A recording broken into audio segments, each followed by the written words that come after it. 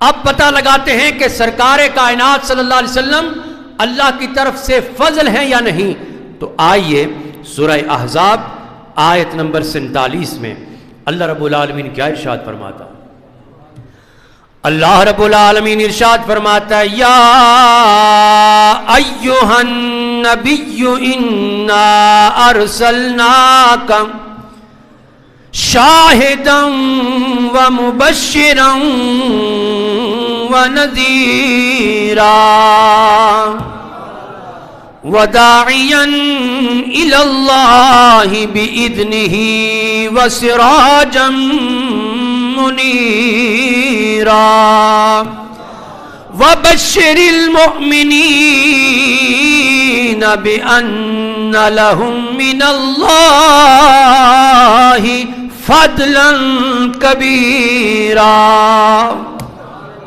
اللہ رب العالمین فرماتے ہیں بے شک ہم نے ارسال کیا، بے شک ہم نے یا ایھا النبی اے غیب کی خبریں بتانے والے نبی.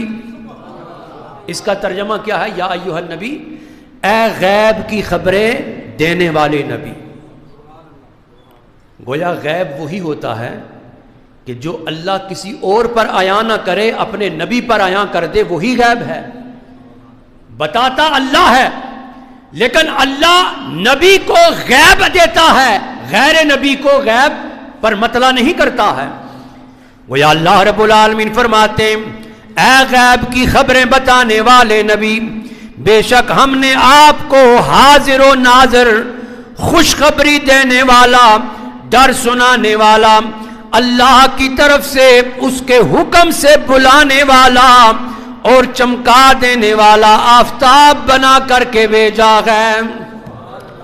وَبَشِّرِ الْمُؤْمِنِينَ بِأَنَّ لَهُم مِّنَ اللَّهِ فَضْلًا كَبِيرًا.